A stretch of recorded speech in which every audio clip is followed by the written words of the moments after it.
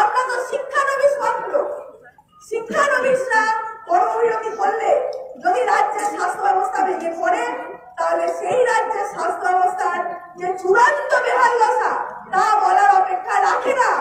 রাজ্যের স্বাস্থ্য পরিষেবা ভেঙে পড়লে তার দায় রাজ্যেরই। স্বাস্থ্য প্রতিমন্ত্রী চন্দ্রিমা ভট্টাচার্য স্বাস্থ্য পরিষেবা নিয়ে চিন্তা প্রকাশ করতেই তাকে পরিসংখ্যান দিয়ে পাল্টা বিঁধেছেন জুনিয়র চিকিৎসকেরা। তারা বলেছেন 93,000 ডাক্তারের মধ্যে এই রাজ্যে জুনিয়র ডাক্তারের সংখ্যা মাত্র 7,500। 245টি সরকারি হাসপাতালের মধ্যে মেডিকেল কলেজ যেখানে জুনিয়র ডাক্তারেরা কর্মরত, আর তার সংখ্যা মাত্র 26টি। এই পরিসংখ্যানই প্রমাণ করে যে জুনিয়র ডাক্তারদের কর্মবিরতিতে যদি রাজ্যের স্বাস্থ্য পরিষেবা ভেঙে পড়ে, তার দায় জুনিয়রদের নয়। তারা তো শিক্ষানবিশ মাত্র। শিক্ষানবিশরা কর্মবিরতি করলে যদি রাজ্যের স্বাস্থ্য ব্যবস্থা ভেঙে পড়ে, তাহলে সেই রাজ্যের স্বাস্থ্য ব্যবস্থার যে চূড়ান্ত বেহাল দশা তা বলার আর অপেক্ষা রাখে না। 93,000 জন ডাক্তারের মধ্যে এই রাজ্যে জুনিয়র ডাক্তারদের সংখ্যা মাত্র 7,500।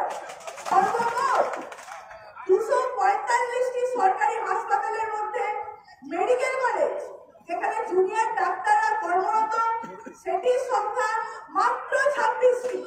এই পরিসংখ্যান প্রমাণ করে যে জুনিয়র ডাক্তারদের কর্মবিরতিতে যদি রাজ্যের স্বাস্থ্য পরিষেবা ভেঙে পড়ে, তাহলে তার দায় জুনিয়র ডাক্তারদের নয়, বরং স্বাস্থ্য দপ্তর তথা